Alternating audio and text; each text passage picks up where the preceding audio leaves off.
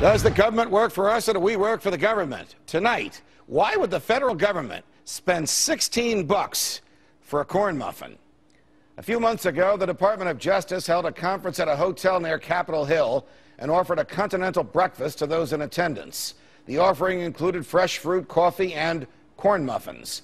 The conference came off without a hitch, and those in attendance went back to their jobs when it was over. This was the kind of gathering that the feds hold every day in Washington.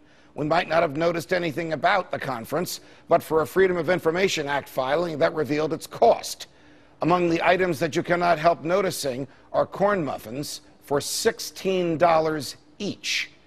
By the time we learned of this bill, it had already been paid, either by tax dollars or by money that had been borrowed that the taxpayers will need to repay. Now, you might be thinking, Judge, surely there are more important things to talk about than the price of corn muffins. Yes, there are.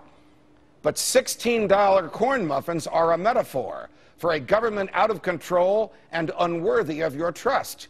This is not about inflation, although a year ago a good corn muffin would cost you about $1.75 here in New York City, and today this baby will cost you about $2.50. The causes of inflation in food, particularly corn, are well known. The government pays corn farmers not to grow corn. The Federal Reserve injects worthless paper into the money supply. The government keeps oil prices high by prohibiting drilling in the Gulf of Mexico at the same wells at which it once authorized drilling. All of this is true, and all of this is the fault of central economic planners in Washington. And all of this causes the price of corn to rise. But surely inflation has not gotten so bad that corn muffins have jumped from $2.50 to $16 overnight. Of course not. But the people in the government to whom we have entrusted our liberties for protection are so cavalier with taxpayer dollars that they see nothing wrong with paying 16 bucks for a corn muffin. And the hotel that charged this absurd amount knew that the feds pay whatever is asked, and they did. This is what your government has done with your money. If you sent your kids to the store and they came home with $16 corn muffins, you'd send them and the muffins back to the store. If your employees spent your company money on $16 corn muffins and saw nothing wrong with that, you'd fire them. But unless we elect a game changer to the White House in November 2012, this is the government mindset with which we are stuck. This is the same mindset that thinks it can print cash and will be prosperous, borrow money with no intention of repaying it, and jobs will be created, raise taxes on those who do the investing and job creation, and the budget will be balanced.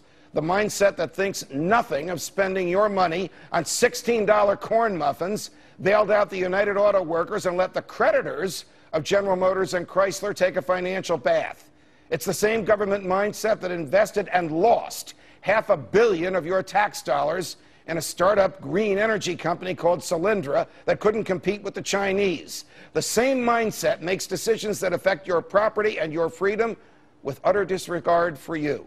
The same mindset has told young people that the money they contribute to Social Security is there for them, and the government will hold it in trust for them, all the while knowing that there is no trust fund, because the same mindset in the federal government as the people who spend $16 for a corn muffin has stolen it and spent it.